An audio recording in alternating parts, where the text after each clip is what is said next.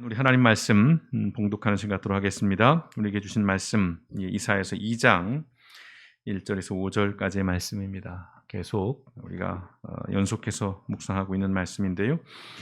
2장 1절에서 5절 우리 한 절씩 교독하시면 좋겠습니다. 이사야서 2장 1절에서 5절 1절입니다. 아모스의 아들 이사야가 받은 바 유다와 예루살렘에 관한 말씀이라.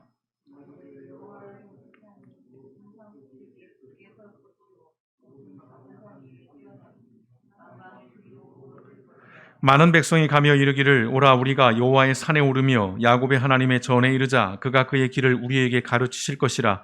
우리가 그 길로 행하리라 하리니 이는 율법이 시온에서부터 나올 것이요 여호와의 말씀이 예루살렘부터 나올 것임이니라.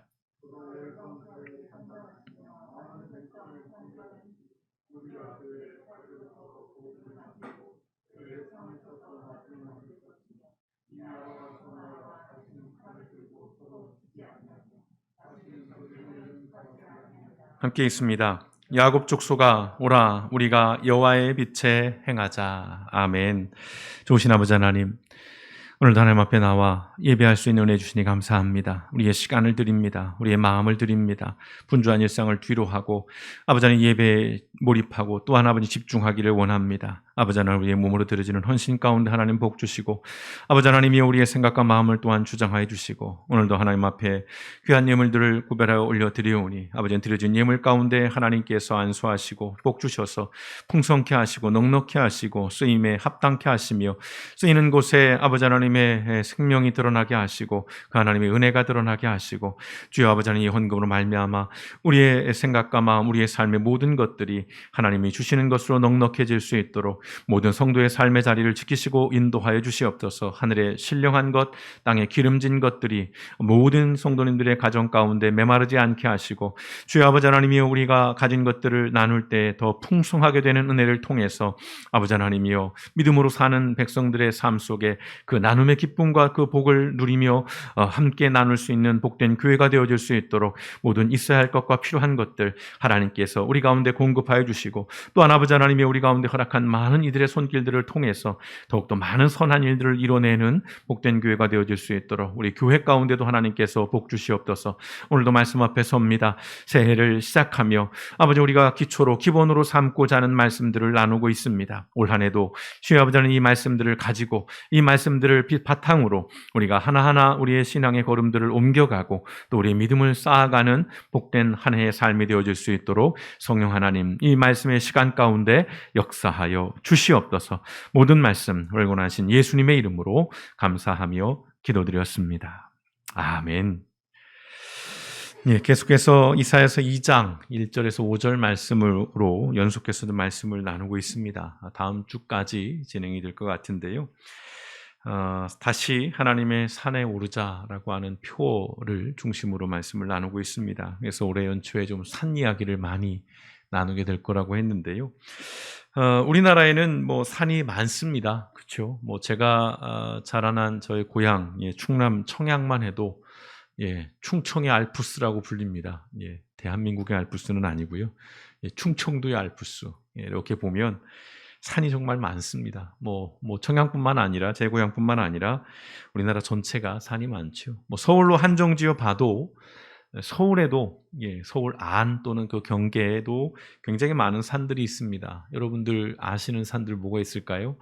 뭐 그냥 대표적인 것들을 몇 분 뽑아본다면 뭐 북한산, 뭐 인왕산, 뭐 도봉산, 뭐 삼각산, 뭐 남산도 있고요. 또 여기 가깝게는 아차산도 있고, 뭐 여기 이 언급한 산 외에도 동네마다 있는 또 산들, 크고 작은 산들이 굉장히 많이 있습니다. 얼마나 다녀보셨는지요? 사실 저는 뭐 서울에 있는 산조차도 많이 다녀보지는 못했습니다. 제가 다녀본 산 중에서 그래도 기억에 남는 산이 뭘까를 생각해 봤는데요. 울릉도에 있는 성인봉이 좀 기억에 났습니다. 이 울릉도라는 곳도 가기도 쉽지 않은 곳이고 또 그 섬에 있는 그 산을 오르는 것도 특이한 일이었는데 생각보다 이 섬에 있는 산이었지만 험해서 좀 놀랬고요. 올라가는 과정이. 그리고 정상에 올랐을 때 비가 좀 이렇게 내린 상황이어서 그랬는지 기가 막힌 운무, 너무나도 그 장면이 생생하게 지금도 기억이 납니다. 그래서 가장 인상에 남는 산이기도 한데요. 기회가 주어진다면 다시 한번 울릉도에도 가보고 싶고 그 성인봉에도 좀 올라보고 싶습니다. 혹시 성도 여러분께서 기억에 남는 산이 있으신가요? 올라보신 산들 중에서 아주 힘이 들어서 기억에 남는 그런 산도 있으실 것이고, 올랐을 때 그 풍광이 너무 좋아서 기억에 남는 그런 산일 수도 있을 것 같습니다. 바라기는 우리가 올 한 해 산 이야기를 이렇게 시작하고 있는데 여러분께서 좀 시간이 되신다면 올해는 좀 가까운 산에 한번 올라보시기를 권해드립니다. 산에 오르면서 오늘 이사야서 이 말씀을 한번 묵상해 보시고 또 산의 정상에서 하나님을 기억해 보시고 또 우리가 사는 세상도 이렇게 한번 내려다보는 그런 시간들이 좀 있으면 좋겠습니다.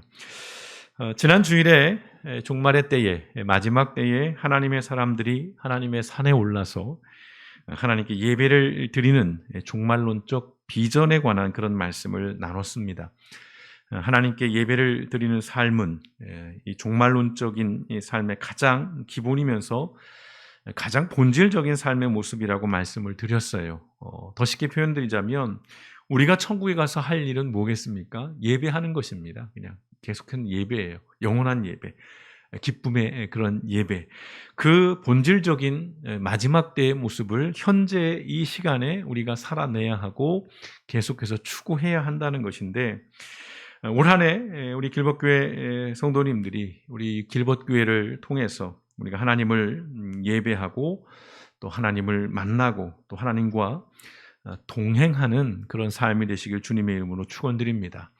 교회가 3층에 있습니다. 3층 정도면 오르시기에 괜찮지 않으신가요? 물론 어려우신 분도 계실 텐데 딱 좋은 위치입니다. 산에 오르는 마음으로 여러분 하나님의 산, 교회라고 말씀을 드렸는데요. 매일 주일 이 교회를 통해서 우리가 하나님을 만나고 또 경험하시길 축원드립니다. 오늘 하나님께서는 이사야서 이 2장에서 이제 마지막 때에 나타나는 세 가지 비전을 우리에게 보여주시는데 그 첫 번째 예배에 대한 비전은 지난주에 말씀을 드렸습니다. 하나님께 예배를 드리는 비전이고요. 오늘은 이제 두 번째 이야기를 할 것입니다. 다음 주에 세 번째 이야기를 할 텐데 세 번째는 다음 주에 공개를 하고요. 이 두 번째 비전은 이 마지막 때에 보여지는 그 모습인데요. 이 태초에 만물을 창조하시던 그 말씀, 하나님께서 말씀으로 세상을 창조하셨죠. 창세기 1장에 걸쳐서 보시면 그때 그 말씀을 이 하나님의 사람들이 하나님의 산, 즉 이 시온의 산에서 다시 받고 그 말씀대로 행하게 되리라는 예언입니다. 다시 말씀드리면 하나님의 말씀, 율법으로 통칭되는 이 하나님의 말씀을 그대로 온전히 살아내게 된다는 것이죠.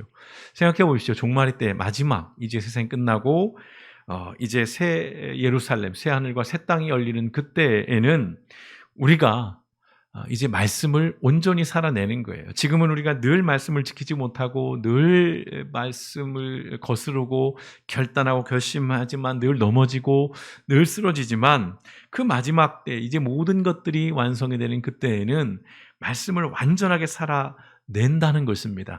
그 비전인데요. 그게 3절의 말씀입니다. 같이 한번 읽어보실까요? 시작. 많은 백성이 가며 이르기를 오라 우리가 여호와의 산에 오르며 야곱의 하나님의 전에 이르자 그가 그의 길을 우리에게 가르치실 것이라 우리가 그 길로 행하리라 하리니 이는 율법이 시온에서부터 나올 것이요 여호와의 말씀이 예루살렘에서부터 나올 것임이니라. 아멘. 그가 그의 길을 우리에게 가르치신다는 거예요. 그 마지막 때에 그의 길을 가르친다는 것, 또 그 길에 대한 가르침, 배움을 받은 우리는 그 길로 행하게 되리라고 하는 그 마지막 종말의 때의 비전을 보여주는 것입니다. 자, 다시 말씀드립니다. 이 두 번째 비전은 하나님께서 당신의 길을 사람들에게 가르쳐 주시고 그 가르침을 받은 사람들이 그 가르침대로 그 길을 살아낼 것임을 보여줍니다. 우리가 계속해서 얘기합니다. 하나님의 산에 올라가야 하는 것은 우리도 하나님의 산에서 가르침을 받고 또 그 말씀을 따라서 그 말씀대로 실행하는 삶을 살기 위함입니다. 우리가 신앙생활을 한다는 것은 결국은 말씀을 따라 살아가는 것입니다. 늘 말씀드립니다. 우리가 다른 어떤 신념이나 다른 어떤 가치를 추구하는 것이 아니라 말씀이에요.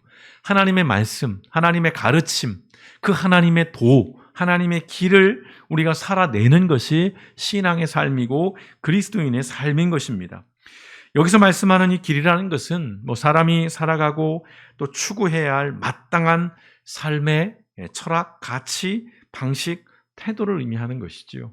참 어려운 말씀입니다. 왜냐하면 다른 사람들과는 분명히 구별될 수 있어야 한다는 것이거든요. 뭔가 차별성이 있어야 한다는 것입니다. 참 그게 쉽지가 않습니다. 그러나 우리가 포기할 수는 없는 거예요. 무언가 달라야 한다는 것입니다. 그 하나님의 길은 다른 길이기 때문에 그래요. 그 하나님의 길은 다른 생각, 다른 철학, 다른 태도를 가지고 다른 가치를 가지고 살아가는 길이기 때문에 어렵죠. 우리가 세상의 어떤 가치들에 모두가 다 함몰되어 살아가는 세상에서 조금 다르게 산다는 것, 크게 다르게도 아니고요. 약간 다르게 사는 일조차도 굉장히 어려운 일인데 마지막 때에 그 종말의 때에 그것들이 성취될 것이라면 우리는 지금 여기에서부터 그러한 삶을 계속해서 살아내야 한다는 것입니다. 아직 여기에 있는 우리는 끊임없이 배워야 하는 것이고요. 그리고 지속적으로 도전하는 거예요. 지난주 말씀에 실패했을지라도 내가 하나님의 사람으로 교회 다니는 사람으로 이렇게 살아도 되나? 형편없네. 자괴감도 느끼고 이럴 바에는 포기하는 게 낫지 않을까? 이거 형편없네. 위선적이네.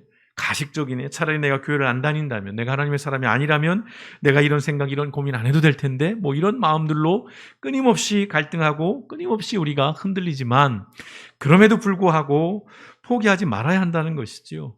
계속해서 이 종말의 삶, 그리고 종말을 준비하는 삶을 우리는 살아내야 하고 살아가야 한다는 것입니다.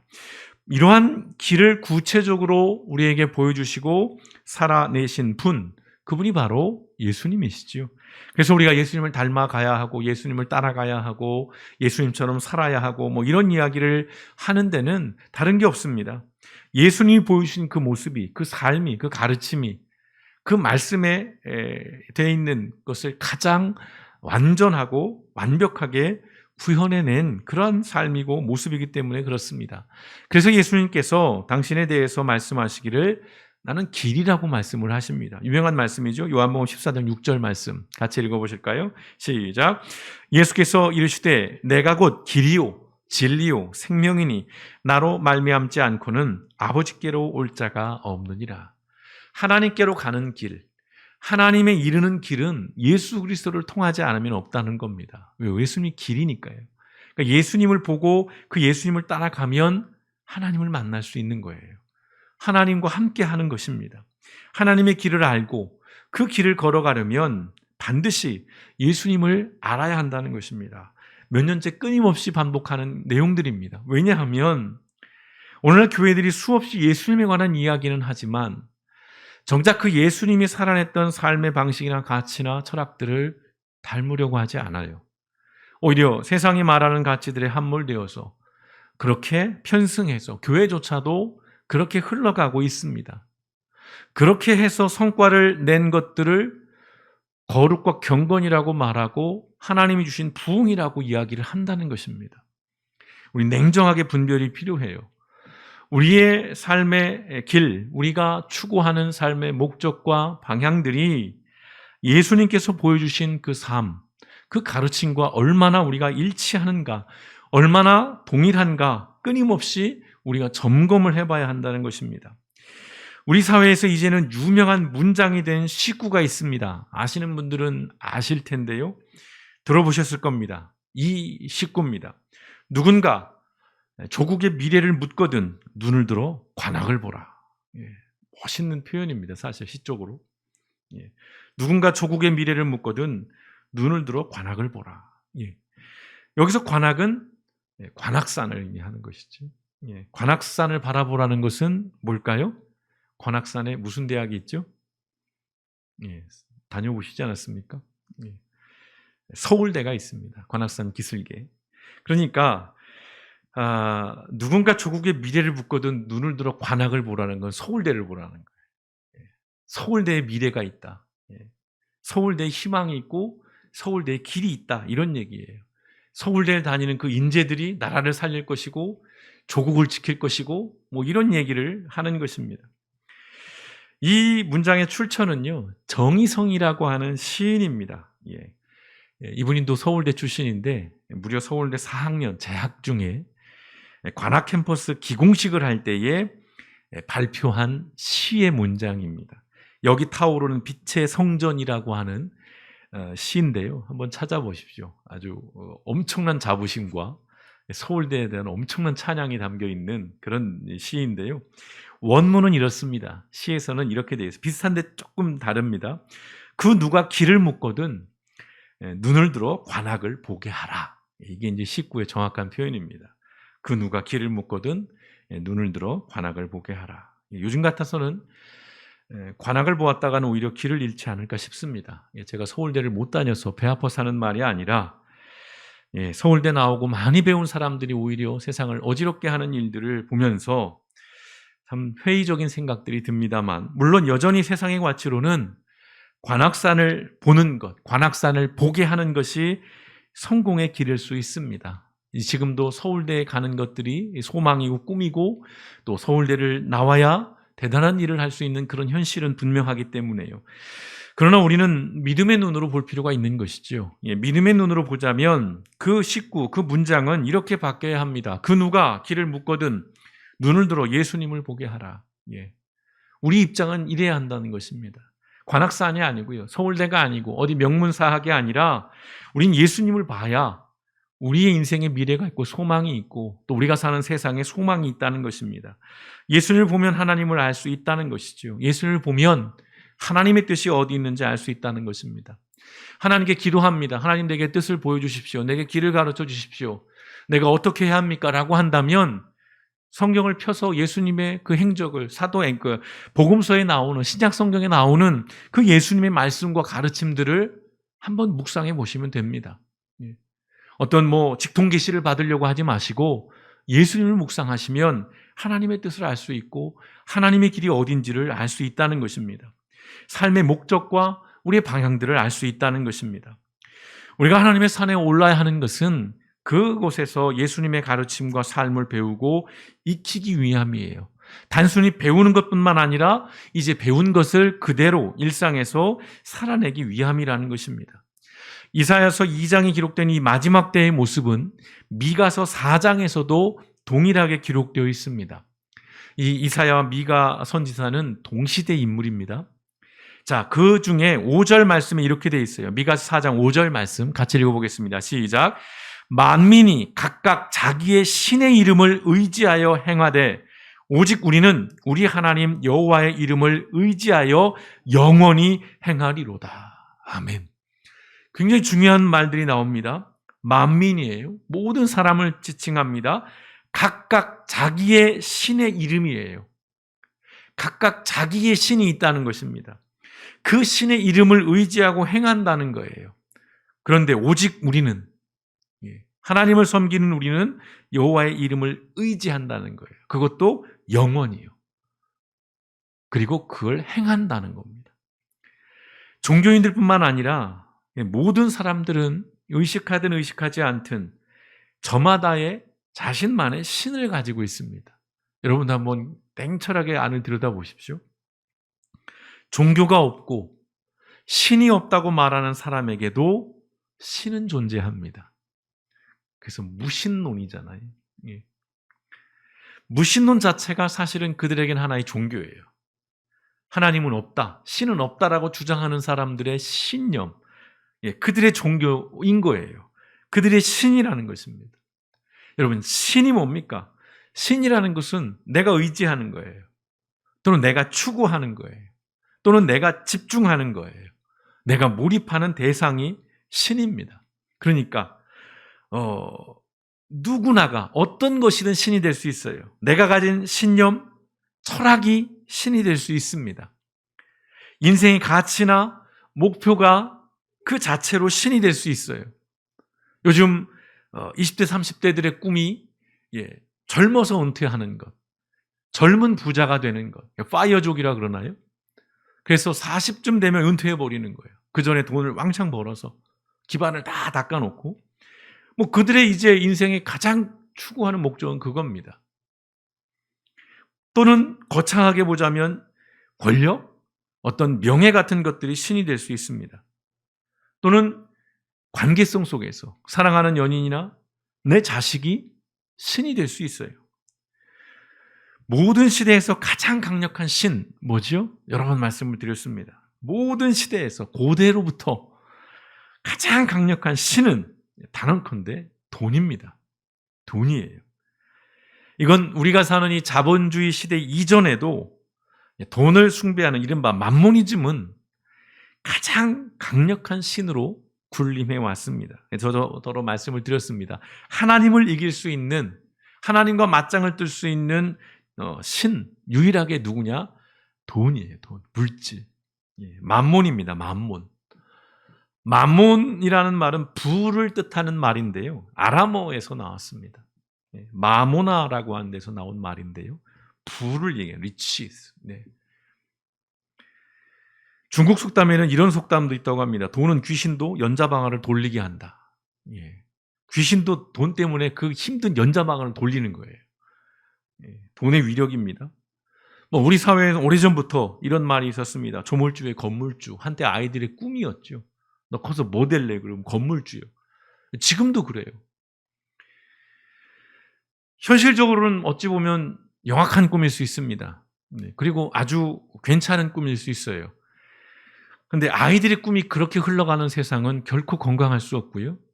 그런 세상은 사람이 살아가는 세상이라고 말할 수 없습니다. 왜냐하면 소수의 승리자들에게는 좋은 세상이고 배부른 세상일 수 있지만 그렇지 않은 사람들에게는 생지옥 같은 그런 현실을 만들어내기 때문에 그렇습니다. 이제는 부동산이라는 것이 권력을 넘어서 신의 경지에 이르고 있어요. 그래서 이렇게 표현하잖아요. 영끌족. 영혼을 끌어모은다는 거예요. 왜 영혼이라는 표현까지 여기 들어가는지. 신이 되는 겁니다. 그 내면의 어떤 이 심리 상태를 보면. 인생을 걸고 있는 것이죠. 또 요즘에 비트코인 같은 블록체인. 이 중에 하고 계신 분들 괜찮습니다. 물질 자체를 제가 부정하게 보고 악마화하는 것이 아니에요. 아무것도 하지 마십시오라고 하는 것이 아닙니다. 다만 누누이 말씀드리죠. 물질이라는 것, 돈이라는 것은 사람에게 필요한 것입니다. 인정합니다. 그리고 사람이 써야 하는 거예요. 그게 돈이에요. 그게 물질입니다. 그런데 이게 역전이 돼버린 것이지요. 사람을 통제해요. 돈이요. 그리고 사람의 가치를 규정해버립니다. 돈이요. 그리고 돈을 추종하게 만들어요. 그런 현실을 제가 우려하는 것입니다. 이것을 기독교 신앙에서는 우상이라고 말하죠. 우상. 사람을 위해서 존재해야 하는 것들이 사람 위에 존재할 때 그것은 우상입니다. 그리고 그것을 추구할 때 그것은 우상 숭배가 되는 거예요. 한 끗 차이입니다. 말장난 같지만 한 끗 차이예요. 사람을 위해서 존재하는 건 괜찮습니다. 근데 사람 위에 존재하기 시작할 때 그것은 신이 되는 거예요. 그럼 우상이 되는 것입니다. 이 우상과 우상 숭배의 가장 큰 해악이 뭘까요? 사람이 사람으로 존재하지 못하게 한다는 거예요. 그리고 사람이 사람으로 살아가지 못하게 만드는 데 있습니다. 여러분 기억하십시오. 우상 숭배, 그거 가장 큰 해악은 사람의 가치를, 사람으로서의 삶을 피폐하게 만들고 못 살게 만든다는 겁니다. 자, 돈을 버는 것 좋은 일입니다. 분명한 일입니다. 하지만 돈에 집착하는 것은 나쁜 일입니다. 건강을 위해 노력하는 것, 운동하는 것 좋은 일이에요. 그런데 건강에 집착하는 것은 나쁜 일입니다. 이 운동에 중독이 되면요, 이 연골이 마모가 돼도 걸어야 돼요.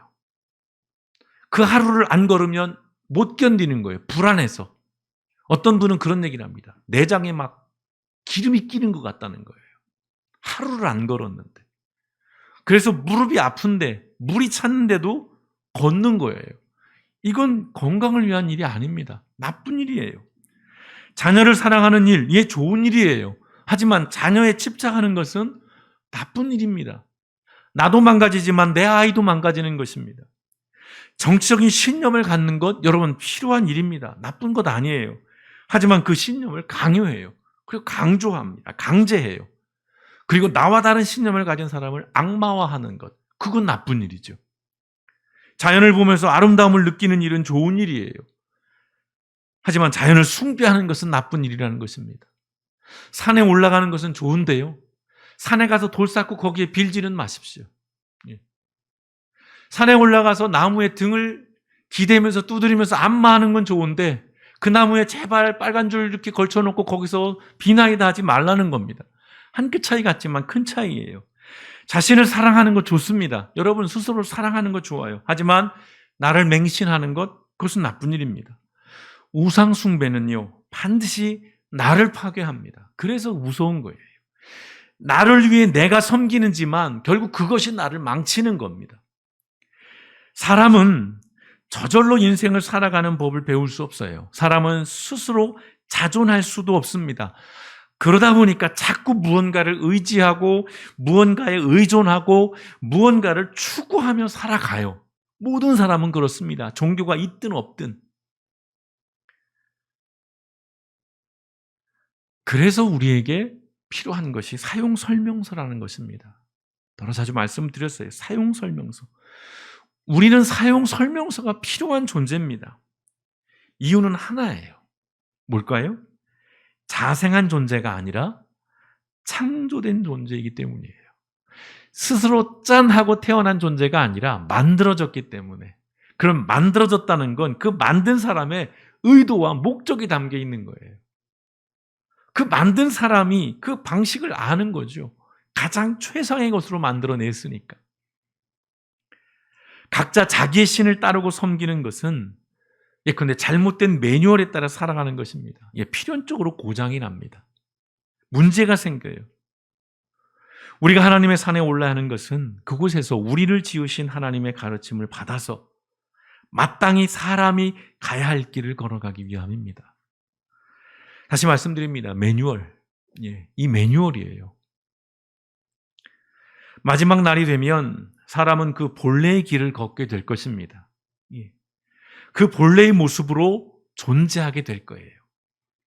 우리가 구원을 얘기할 때 세 가지 단계, 세 가지 시제를 우리가 얘기합니다.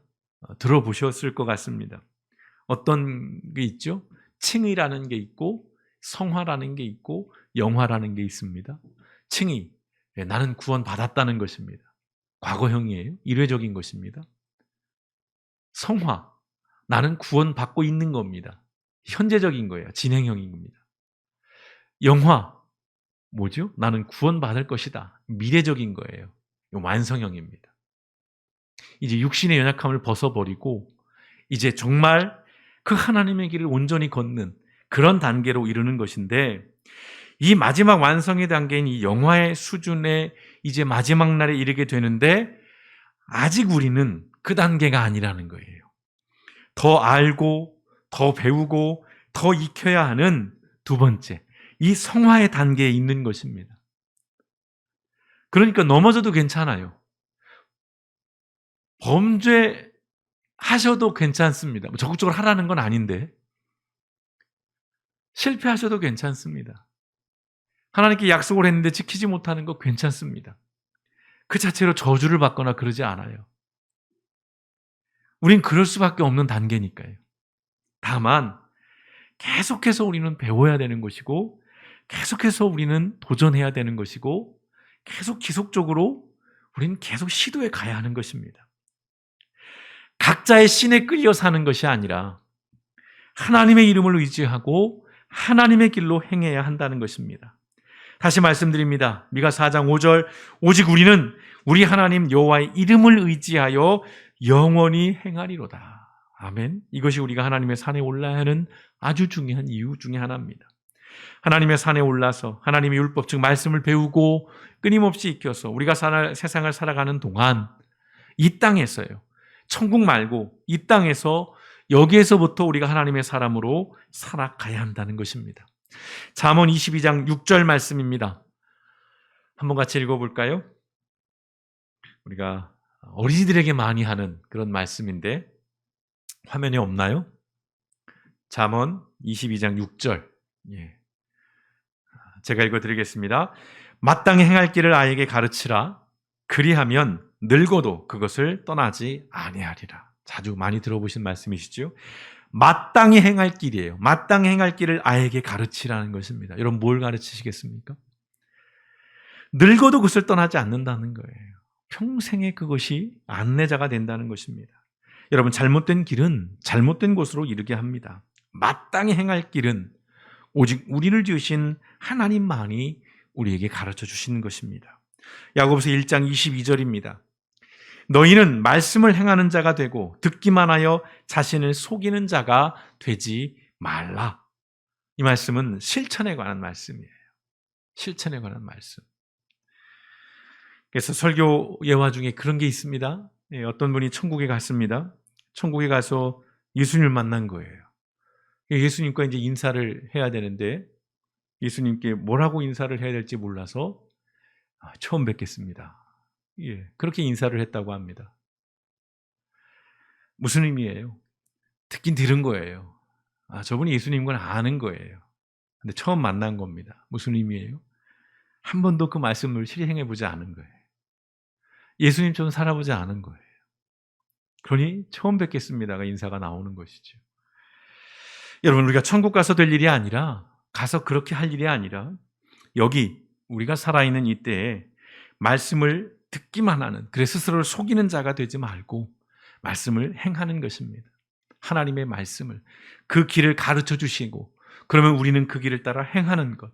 이것이 올 한 해 우리가 다시 하나님의 산에 올라야 하는 이유인 것입니다.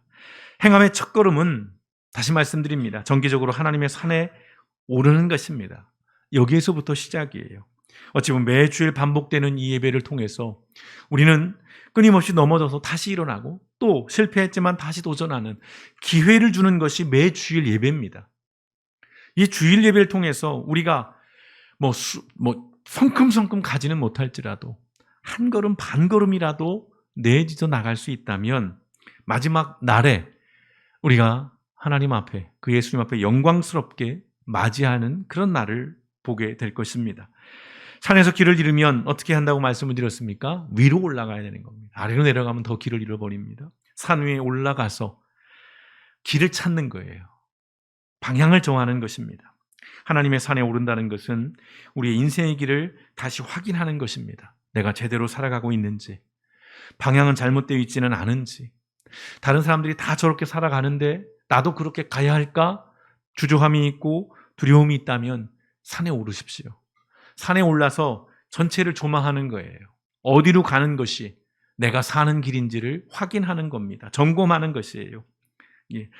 더 좋아 보이는 그러나 옳지 않은 길로 미혹되지 않고 마땅히 가야 할 길로 가야 한다는 것입니다. 여기 자녀를 양육하시는 분들에겐 더 무겁게 이 말씀을 받아주시면 좋겠어요. 그 아이는 부모의 선택에 달렸습니다. 내가 어느 길로 인도를 하는지, 내가 어떤 길을 보여주는지에 따라서 내 아이의 길들이 결정되는 것입니다. 바라기는 각자의 신에 이끌려 사는 인생이 아니라 오직 하나님만을 바라보면서 그 하나님이 가르쳐주신 그 길, 마땅히 가야 할 길을 가르침으로 우리 아이들이 10대, 20대, 30대, 40대 어른이 되어서도 여전히 그들이 온전한 길로 걸어갈 수 있게 만들어줘야 할 사명이 우리 어른들에게 있는 것입니다. 쉽진 않습니다. 산에 오르는 것이 뭐 간단한 일이겠습니까? 어렵고 힘들어요. 포기하고 싶을 때도 있을 것입니다. 그리고 이게 과연 의미가 있을까? 그런 생각이 들 때도 있을 거예요. 그때마다 여러분 그 정상에 섰을 때의 모습들을 기억하시면서 그 산에 오르는 여정 속에서 결코 잊을 수 없는 풍경들을 만날 수 있으면 좋겠습니다.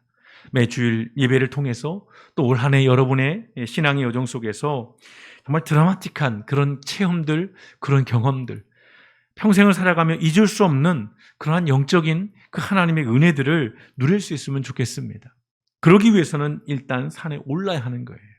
오르지 않으면 볼 수 없고요. 아무것도 하지 않으면 아무것도 일어나지 않습니다.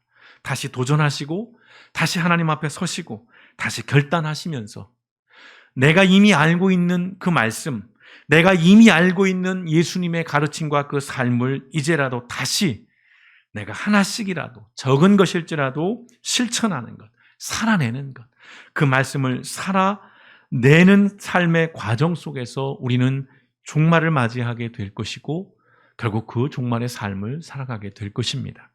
다시 한번 이 하나님의 산에 올라서 예수님께서 가르치신 그 길을 우리가 바라보면서 마땅히 가야 할 길, 각자의 신들을 자꾸 덜어내고 다시 하나님만을 붙들고 하나님 앞에 서서 우리에게 주어진 이 마땅한 길을 능히 걸어가시는 저와 여러분, 우리 길벗기의 모든 성도님 되시기를 주님의 이름으로 축원드립니다.